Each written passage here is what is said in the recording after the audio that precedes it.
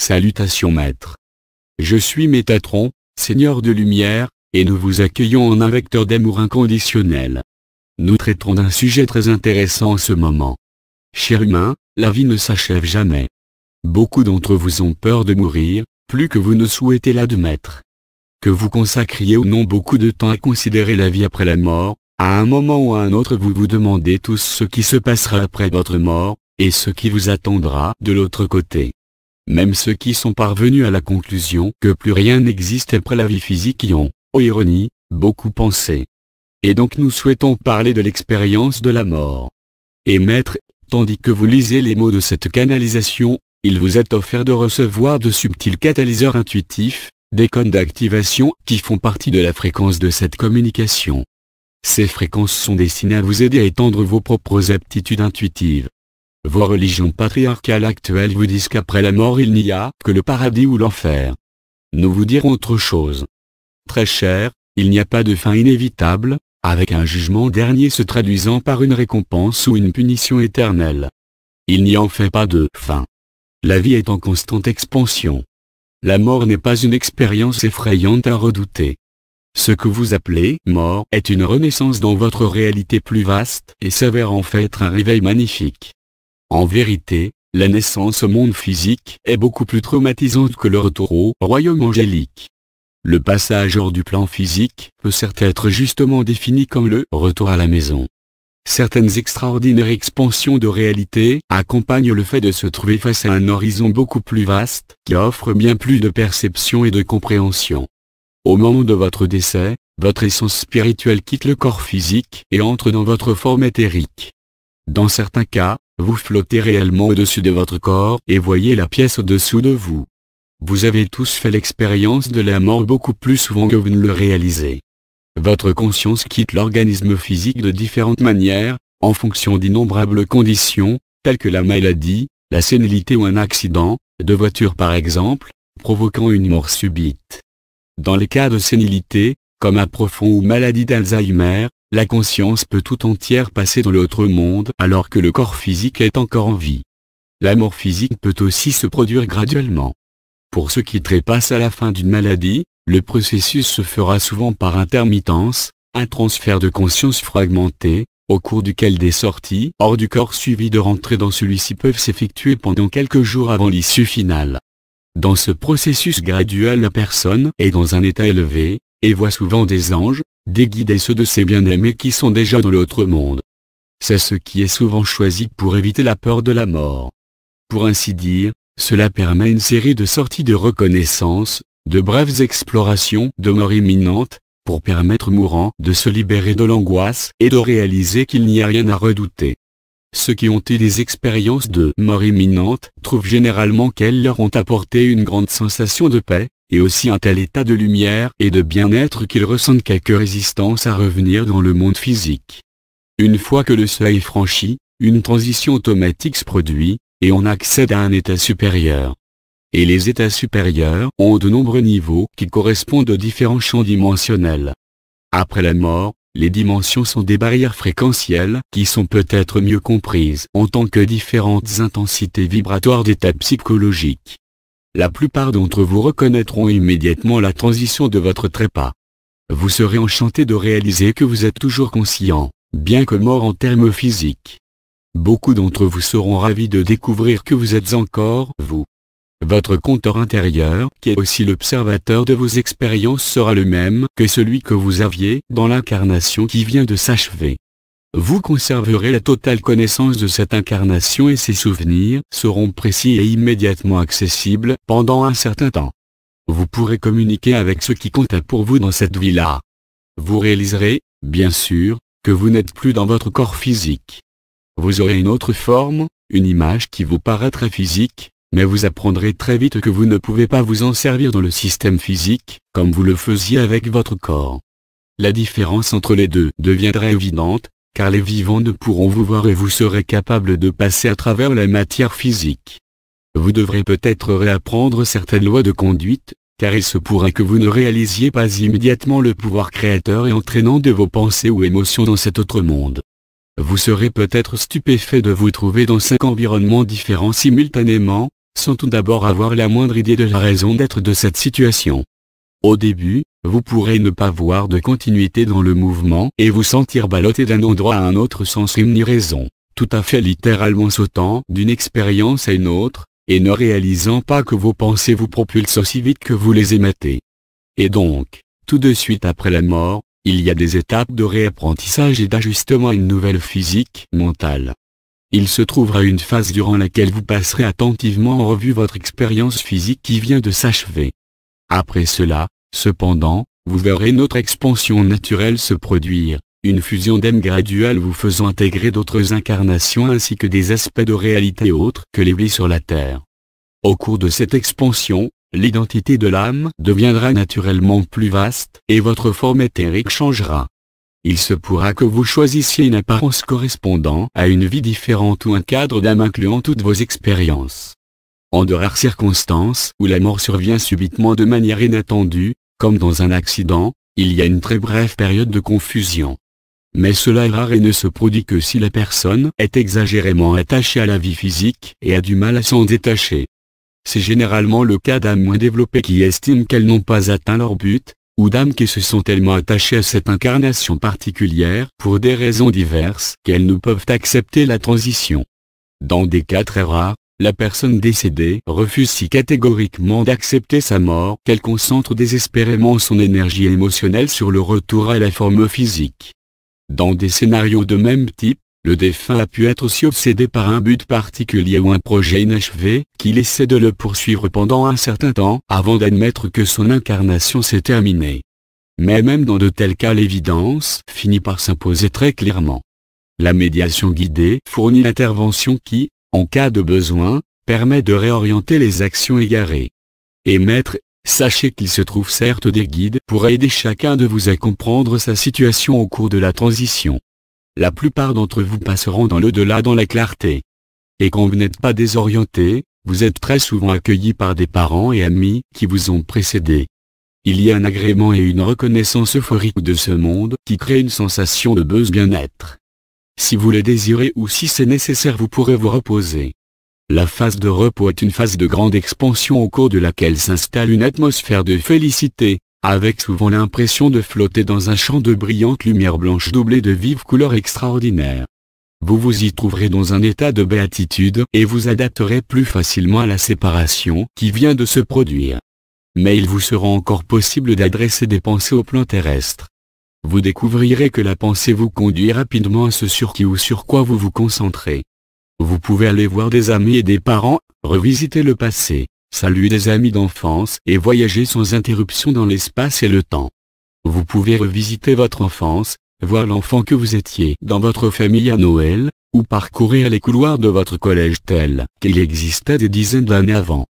Vous réaliserez qu'il n'y a pas de différence d'heure entre la manifestation d'une idée ou pensée et sa conception, comme c'est le cas dans la vie physique. Vous explorerez avec délice ces phénomènes comme dans un rêve, mais en réalité, en toute claire lucidité. Il existe des moyens de se familiariser avec les réalités et dimensions de l'après-vie durant votre vie sur le plan terrestre. D'autre part, il est important que vous compreniez que personne ne meurt sans avoir choisi de le faire. C'est toujours le soi supérieur qui le décide. Et donc personne ne meurt avant l'heure, bien qu'il puisse y avoir une impression de vie inachevée quand les leçons de vie que vous aviez choisies n'ont pas été, pour une raison ou une autre, complètement explorées. Progrès ininterrompu. Très cher, les descriptions de ce qui se passe après la mort sont certes variées, en fonction du système de croyance et du quotient de lumière de chaque individu. Elles peuvent paraître très compliquées, surtout si vous adhérez à une croyance dogmatique en un paradis ou enfer et repos éternel. En vérité, ceux qui croient fortement aux enseignements religieux commenceront souvent par créer des images de saints et de lumière blanche qui correspondent à leur programmation spirituelle. Ce qui est intéressant, c'est que cela permet une transition plus douce que pour ceux qui, par exemple, ne croient pas à une vie après la vie. Mais précisons que la mort n'est pas le repos éternel. Il n'y a pas de paradis aux rues pavées d'or ni de lac de feu pour des tortures démoniaques, et pas non plus de vide infini, encore que vous puissiez avoir de brèves hallucinations de ces choses si vous y croyez fermement. Même dans ce cas, ce ne seront que des visions de courte durée, et, comme nous l'avons dit, il existe des guides et des anges gardiens, Une équipe d'orientation, pour ainsi dire, pour aider ceux qui ont besoin d'assistance pour s'adapter à l'après-vie. Ce sont des âmes avancées qui peuvent être trépassées ou incarnées. Ces dernières accomplissent ce service hors du corps pendant que celui-ci dort. Elles sont expertes en projection transdimensionnelle de la conscience. Les guides d'assistance qui sont encore incarnés sont particulièrement efficaces parce qu'ils ont une compréhension immédiate des ressentis et émotions du temps et des réalités terrestres que l'âme du défunt vient juste de quitter. Ces personnes ne peuvent pas se souvenir de leurs activités nocturnes. Elles comprennent les nombreuses sensations qui entrent en jeu, et elles apportent une aide à l'orientation de ceux qui sont perdus dans les phases initiales de leur transition. En général, une vieille âme, comme vous dites, qui a reçu l'enseignement de nombreux niveaux de conscience et connu un plus grand nombre d'incarnations, ne sera ni perdue ni désorientée au cours de la transition du physique au non-physique. Exercice préparatoire. Certaines activités peuvent être pratiquées, pendant que vous vivez encore dans le monde physique, pour vous préparer à l'après-vie. Ainsi, ceux d'entre vous qui se sont efforcés d'apprendre les projections hors du corps via la méditation profonde, le jeûne, la quête de vision, le rêve lucide, la respiration du yoga et le voyage chamanique, seront plus adaptés à l'environnement de l'au-delà. Et donc, de telles expériences d'expansion de la conscience dans des domaines multidimensionnels sont très bénéfiques pour se préparer à la mort physique. Vous pouvez tous, durant la vie physique, apprendre consciemment à naviguer dans la multidimensionnalité grâce à ces disciplines et à connaître les nuances de l'au-delà. C'est une préparation très utile au trépas. Vous saurez ainsi à quoi vous attendre car vous comprendrez mieux les conditions de l'absence de temps et de la navigation par la pensée. Chacun de vous peut apprendre à rêver lucidement s'il veut bien prendre le temps de s'auto-programmer. Ce que nous voulons dire, c'est ce que ce verbe signifie. Créez l'intention de vous rappeler vos rêves. Concentrez-vous sur cela en méditation avant de vous endormir, en vous faisant cette suggestion avec volonté et persévérance. Vous serez surpris du résultat. Ceux d'entre vous qui ont maîtrisé le corps de lumière cristallin Merkana ont fait l'expérience de tels domaines, et, après la mort, suivront le même processus en proportion de leur quotient de lumière. Cela est enseigné via les clés métatroniques. En vérité, les domaines atteints Merkana sont ceux de l'après-vie. Vous y entrez souvent la nuit en état de rêve, mais vous en souvenez rarement au réveil. D'autre part, comme nous l'avons dit, la séparation d'avec le monde physique varie jusqu'à un certain degré selon les individus, mais il se trouve des points communs qui seront les mêmes pour tous. Il s'agit d'une meilleure aptitude et d'une plus grande liberté à mieux saisir votre propre réalité, à développer vos capacités plus avant, à ressentir plus profondément, et, certes, à comprendre clairement la nature de votre propre existence multidimensionnelle en tant que partie de tout ce qui est. Ce qui se passe à la mort. Nous allons voir plus en détail ce dont nous avons déjà parlé mais qu'il est très important que vous compreniez. Maître, au moment de votre transition hors du monde physique, vous sortirez de votre corps de matière, et vous vous trouverez immédiatement dans un autre corps.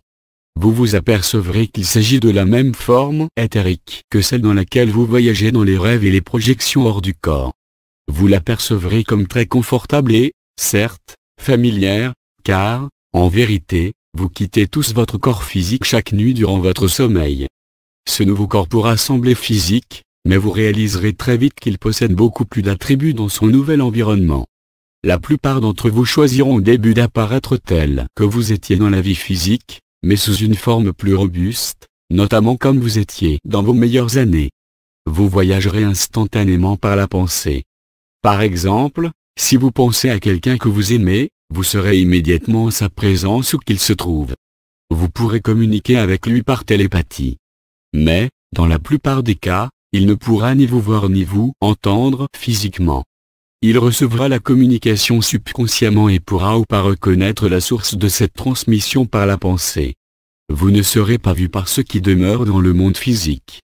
Après la mort, quand vous projetterez votre conscience par la pensée vers le plan matériel, vous serez sous forme éthérique, fantomatique, comme vous dites. Cependant, nous ajouterons que de nombreux membres du règne animal, y compris tout animal de compagnie que vous aurez eu, pourront vous voir très clairement. Vous pourrez même être accueilli avec enthousiasme par vos chiens et vos chats si vous entrez dans le domicile où ils se trouvent encore, en compagnie de votre famille, sur le plan terrestre. C'est là, en général, la phase où vous redécouvrez les attributs étonnants de votre nouvelle forme et les possibilités du mouvement par la pensée. Vous serez enchanté de découvrir que vous pouvez tout faire par la pensée. Vous pourrez voler de la même manière que vous le faites dans l'état de rêve. Vous pourrez passer facilement à travers les objets solides, murs, édifices ou montagnes. Vous vous déplacerez à volonté, d'un endroit à un autre, d'une personne à une autre, par la pensée. À ce stade vous pouvez même choisir d'explorer la planète à l'extérieur et à l'intérieur. Les projections des vies des règnes minéral et végétal seront visibles pour vous sur les plans astraux de la planète. Au début, ce processus possède une apparence de rêve. Dans la plupart des cas, les gens choisissent après leur mort de rester étroitement reliés au plan terrestre pendant quelques semaines, avant de passer à d'autres plans plus élevés. Dans ce laps de temps, une sorte de conclusion prend place, durant laquelle vous choisissez de communiquer avec beaucoup de ceux qui jouent un rôle important dans votre vie.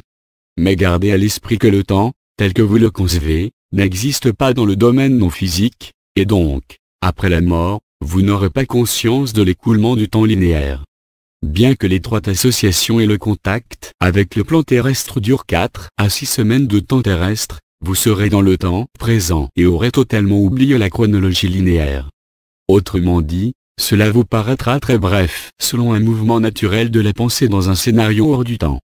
C'est ainsi que certains peuvent demeurer dans cet état pendant des mois et même des années, en fonction de leurs besoins de communication et de conclusion, mais ce n'est pas la norme.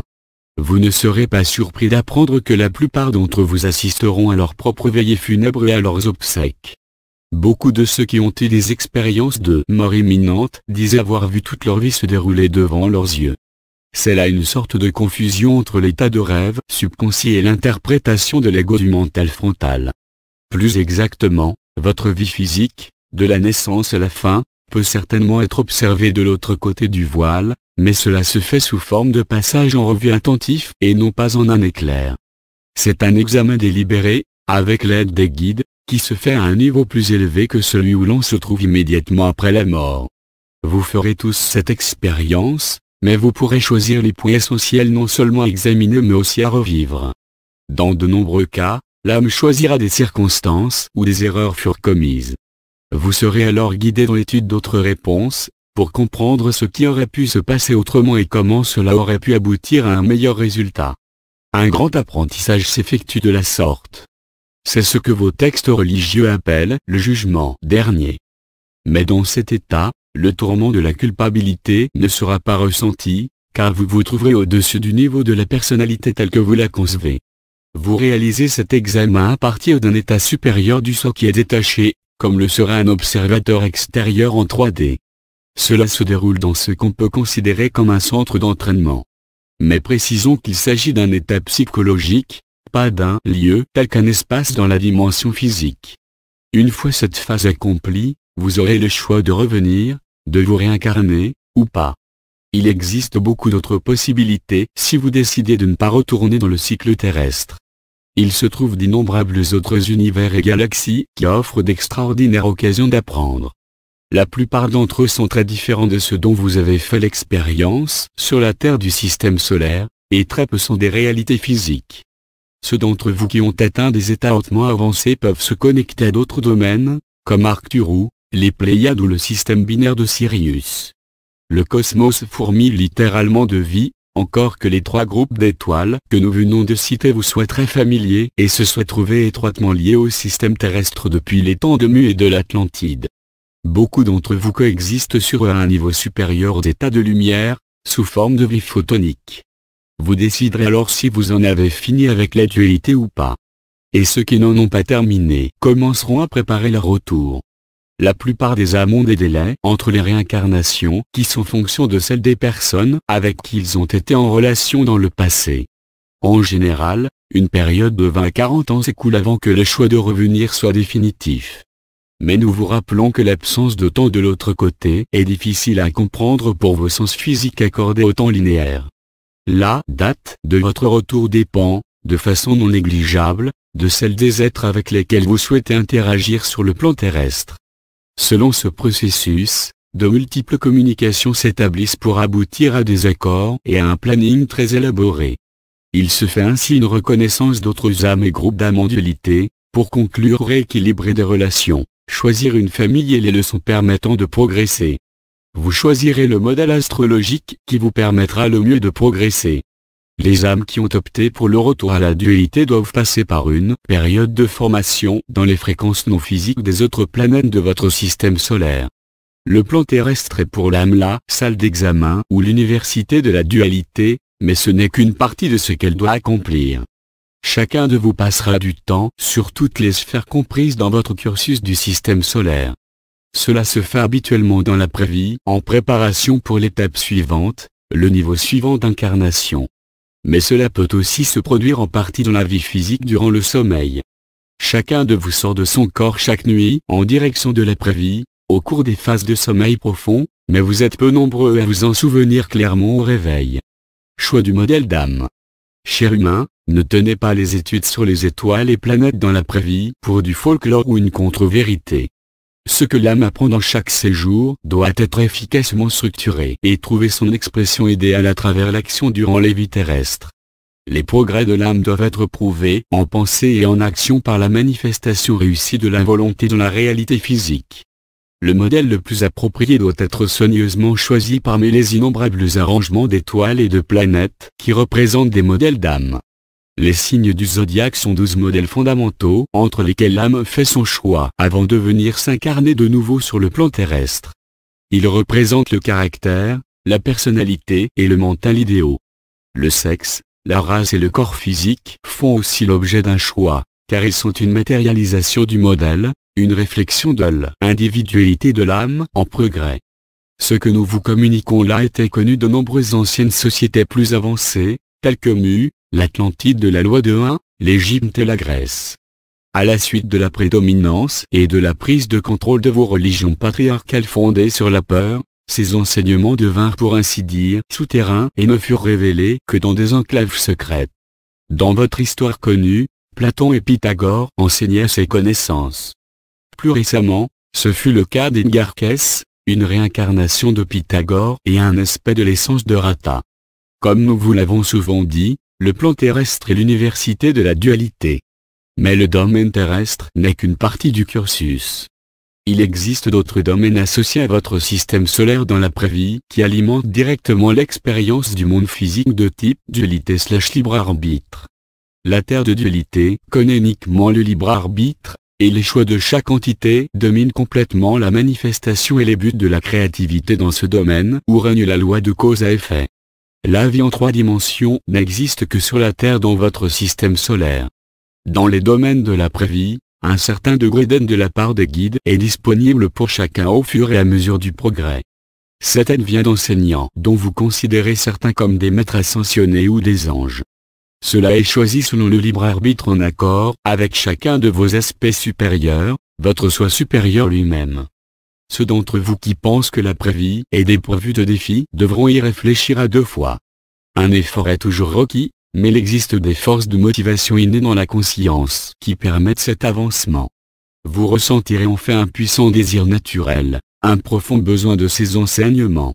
L'âme possède une intense aspiration à progresser, c'est le cas de toutes les âmes. C'est une composante innée et naturelle du retour à tout ce qui est, au statut de créateur intégral, et en ce sens, ce mouvement est une programmation qu'on peut appeler ADN de l'âme. Le cursus du cycle terrestre. Il est important de savoir que le processus de réincarnation comprend 12 centres d'apprentissage principaux. Vous vous y rendrez tous avant d'achever le cycle terrestre. Nous l'appelons ainsi parce que la Terre est la salle d'examen où ce qui a été appris est testé. C'est en ce sens que la Terre est la partie la plus importante du cursus et celle qu'il faut maîtriser. Liste de ces centres d'apprentissage: Mercure, mental, communication, 7 niveaux. Vénus, amour, émotion, soutien, 4 niveaux. Terre, création responsable, lieu des tests. Mars, tempérament émotionnel, force. Jupiter, force, leadership, sagesse, confiance, 5 niveaux. Saturne, purification spirituelle, creuset. Uranus, développement médiumnique, intuitif, chakrique/glandulaire. Neptune, étude mystique de la nature de la réalité. Pluton, maîtrise de l'adversité. Lune, équilibrage, évacuation du doute, équilibre féminin. Soleil, vitalité, esprit, équilibre masculin. Arcturus, entrée/sortie, expression créatrice de la force de vie. Il faut remarquer que les lunes de Saturne et de Jupiter, ainsi que celles de la Terre, font aussi partie de l'étude des aspects planétaires de ces planètes. Chacune des planètes et étoiles citées ci-dessus comporte de nombreux niveaux ou degrés. Saturne est très complexe. Ce qu'on y apprend inclut l'effacement des modèles incorrects, la purification des fausses croyances et tendances, notamment celles qui se sont reproduites en tant que sérieux obstacles et ont causé des actions gravement erronées. Dans certains cas extrêmes, l'âme sera complètement redémarrée dans le creuset de Saturne. Dans ce processus, les zen servent à moduler les différentes intensités requises. Les domaines de l'après-vie où vous serez instruit sont des formats fréquentiels non physiques de corps célestes de votre système solaire. Arcturus en fait partie exceptionnellement, bien qu'il se trouve en dehors de votre système solaire. Guilde de maîtrise et voyageurs dans le temps. Il existe beaucoup de groupes de guides associés dans l'assistance au monde en développement, notamment le vôtre. Ce sont des âmes totalement ascensionnées qui ont achevé le cycle terrestre et choisi de manifester des corps pour des raisons spécifiques, telles que l'insertion d'informations scientifiques, d'inventions, de philosophie, de gouvernement, de littérature, d'art et de musique à certains intervalles clés dans le temps et l'espace linéaire. Ce sont des génies, comme vous les appelez, comme Socrate, Pythagore, Platon, Newton, Tesla, Einstein et beaucoup d'autres. Ils peuvent entrer sur le plan terrestre via une naissance normale ou se manifester. Dans certains cas ils apparaissent, par accord mutuel, en tant que Valkyries. Mais il faut remarquer que les vrais Valkyries sont très rares. Beaucoup d'humains qui se considèrent comme des Valkyries ont eu une accélération vers un état supérieur du soi, mais il ne s'est pas produit d'échange d'âmes indépendantes. Ceux qui sont spécialisés dans l'influence sur le déroulement des événements peuvent être appelés émissaires du futur et ce sont des maîtres de la manipulation de l'espace-temps. Ces maîtres spécialisés viennent aider à se déplacer de la réalité probable à la réalité manifeste à des croisements clés de civilisation. Sur votre planète, le temps se présente sous forme de programme hologrammique. Certains êtres de génie, comme vous les appelez, ont développé l'aptitude à entrer et sortir de l'espace-temps, d'une manière qui est décrite par certains de vos films et programmes télé de science-fiction comme Saut quantique. Nous en avons parlé dans des canalisations précédentes. La nature du temps et de l'espace. L'énergie furtive de l'antimatière. Vous devez comprendre que dans le cosmos la réalité physique est une exception, pas une règle générale. Vos scientifiques savent, jusqu'à un certain point, que la matière sombre et l'énergie sombre, comme vous les appelez, constituent plus de 95% du cosmos. La matière se présente en spectre, comme la lumière, c'est pourquoi vous pouvez avoir des difficultés à saisir ce concept. Les centres d'apprentissage planétaires n'occupent pas un espace tel qu'un endroit dans un lieu spécifique. Et donc, quand vous construisez des engins spatiaux pour en explorer certains, ils vous paraissent dépourvus de vie. Cela résulte de vos interprétations erronées de la nature spectrale de la réalité. Vous ne percevez pas l'existence de ces environnements à partir du monde physique que vous connaissez. Vos mécanismes de perception physique sont tout simplement incapables de se brancher sur ces fréquences. D'innombrables réalités coexistent au sein de la vôtre. Et à la mort, vous passez de l'autre côté du voile, du côté non physique du tort, et vous trouvez immédiatement connecté à d'autres champs.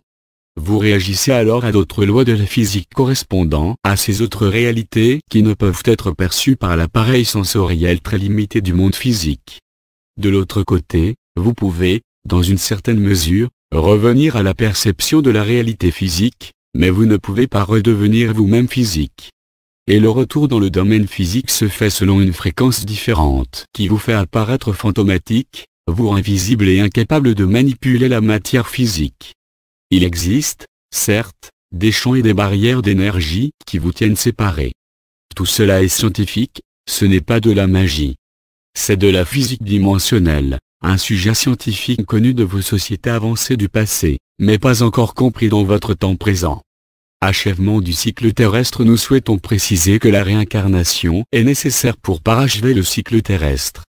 Mais il est possible d'opter pour la sortie dans d'autres domaines de maîtrise hors de ce cycle. Toutes les entrées et sorties de ce dernier se font via Arcturus. Quand vous avez achevé le cycle terrestre et maîtrisé la dualité, vous pouvez décider de rester dans le système en tant qu'enseignant ou guide. Ou bien vous pouvez choisir de passer à une plus grande intensité et d'apprendre à créer à beaucoup plus grande échelle. Une fois le cycle terrestre terminé, l'information, l'expérience et les capacités que vous avez si diligemment acquises, sont à votre disposition pour s'appliquer ailleurs. Et ainsi vous avez beaucoup plus de possibilités que les âmes non encore diplômées qui doivent encore se réincarner. Unité avec tout ce qui est. Le but et le potentiel ultime sont de rejoindre la conscience suprême que vous appelez Dieu, d'être absorbé par elle. C'est en ce sens que vous vous fondez dans la conscience de pluralité au sein de tout ce qui est. Mais même dans ce cas, un aspect de votre individualité, de vos souvenirs, de vos incarnations, demeure en vous. Rien ne disparaît. Ces aspects de la personnalité existeront encore dans ce qu'on peut considérer comme une mémoire dynamique vivante, un compartiment séparé, assez comparable à la mémoire de votre ordinateur. Au niveau d'avatar, vous êtes un composite de tous les aspects du soi. Une fois cet ultime niveau atteint, il se présente des possibilités, des moyens, de fonctionner en tant que créateur à l'échelle cosmique. Le degré élevé de savoir et d'apprentissage nécessaire rend une telle carrière d'Elohim Avatar extrêmement exigeante, mais celle n'est des cours fondamentaux de fin d'études qui vous est offert. Le processus d'acquisition d'une telle information accroît forcément le développement et les capacités de l'âme. Il y faut un maniement délicat de l'énergie et un déplacement constant à travers les dimensions. Quand un tel choix est fait, la formation commence immédiatement, toujours sous la direction d'une guilde de maîtres, qui, de votre point de vue, peuvent être considérés comme des Elohim ou des archanges. Mais, de nouveau, l'état de créateur cosmique est un sujet extrêmement complexe et qui dépasse de beaucoup le niveau du cycle terrestre où vous vous trouvez actuellement. Il est possible de devenir guide et enseignant dans votre système terrestre, pour certaines âmes avancées en fin de réincarnation et sur le point d'obtenir leur diplôme. Et votre système héberge bien sûr d'autres entités qui en ont fini avec le cycle terrestre et ont été choisies pour aider ceux qui s'y trouvent encore. Vous pourrez enseigner si c'est votre souhait et si vous possédez le quotient de lumière qui. Mais l'enseignement multidimensionnel est beaucoup plus vaste que l'enseignement que vous connaissez, et il exige une formation extrêmement rigoureuse qui, selon votre conception du temps, dure des éons et des éons. Ce chemin conduit un tel enseignant dans de nombreuses réalités beaucoup plus complexes que celles qu'il est parvenu à maîtriser dans le cycle terrestre. Dans vos termes religieux actuels, cela peut se traduire comme un compagnonnage avec Dieu créateur. Les rôles de maître créateur en unité avec Dieu peuvent être très spécialisés. Certains, comme ceux d'entre nous dans le domaine métatronique, créent ce qu'on peut appeler en simplifiant des lois de la physique, en formulant de nouvelles dimensions de réalité et en entretenant de nouvelles expansions dans celles qui existent déjà. Cela se fait en utilisant la géométrie sacrée qui forme la matrice de base des nouveaux mondes et en communiquant du savoir de toutes les manières possibles, et je ne parle pas de manière physique. Ce que vous appelez temps est manié comme un peintre le ferait de la couleur. Et ce que vous appelez espace est assemblé de façon extraordinaire. Pour conclure, très cher, notre sujet du jour peut paraître plutôt compliqué, et même sinistre, mais ce n'est pas notre intention et ce ne doit pas être votre réaction ou conclusion à la lecture de nos mots. Ce qui vous est présenté est d'une beauté qui dépasse l'imagination. Les mots sont impuissants à décrire l'extraordinaire magnificence de ces domaines. Nous vous disons donc de saisir et de savourer les moments présents de votre vie. Profitez des aspects superbes de votre terre, car le plan terrestre est certes d'une beauté sublime, et quand vous trépasserez vous ressentirez immédiatement à quel point la vie est étonnamment belle. Vous serez reconnaissant de chaque précieuse respiration que vous aurez pu prendre. Même si la vie présente des défis, au moment de votre transition vous serez immergé dans une profonde appréciation. Nous, du royaume angélique, sommes là pour vous aider, comme des membres de la famille qui vous tendent une main secourable, mais pas pour résoudre les problèmes à votre place, car cela nuirait à votre progrès sur le sentier de la maîtrise. Nous vous demandons de prendre un moment, et de sentir, réellement sentir, la lumière et l'énergie magnifique de votre être. Et de reconnaître que la vie et la mort sont des parties du même processus, deux facettes de la même réalité. Vous vivrez de très nombreuses vies, et ne serez plus jamais exactement la même personnalité, la même expression, qui sont les vôtres aujourd'hui, et pourtant elles feront toujours partie du soi intégral qui ne finit jamais, et vous aussi. Souvenez-vous donc de vous aimer vous-même et de vous exposer à la joie comme on le fait au soleil, car c'est possible maintenant, parce que vous êtes un être magnifique, un aspect divin de tout ce qui est. Après votre transition, vous pourrez considérer la réincarnation dans d'autres vies, mais elles ne seront que des parties du grand et plus grand vous. La vie sur la terre est une qualification, un cursus choisi, pas une punition ni une disgrâce. C'est une université choisie par des âmes courageuses qui acceptent d'y entrer en portant des filtres. C'est une involution qui conduit à une évolution vraiment glorieuse. Quand vous quitterez le système physique, après avoir achevé le cycle des réincarnations, vous aurez appris vos leçons, et ne serez plus, pour ainsi dire, des membres de la race humaine, car vous serez diplômé de l'université de la dualité. Et pourtant cet aspect particulier de votre soi conscient demeure, tout comme d'autres portions de votre identité perdurent simultanément dans d'autres systèmes d'enseignement.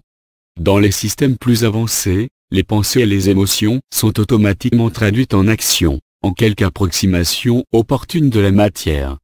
Et donc, les leçons, l'expérience acquise, font toujours partie de vous. Maître, sachez s'il vous plaît que votre esprit s'est fait chair pour maîtriser l'extraordinaire domaine de la dualité, pour apprendre à être créateur. Et c'est une qualification fabuleuse de faire l'expérience d'un monde d'une telle richesse, de contribuer à créer une réalité de couleurs, de musique, de forme.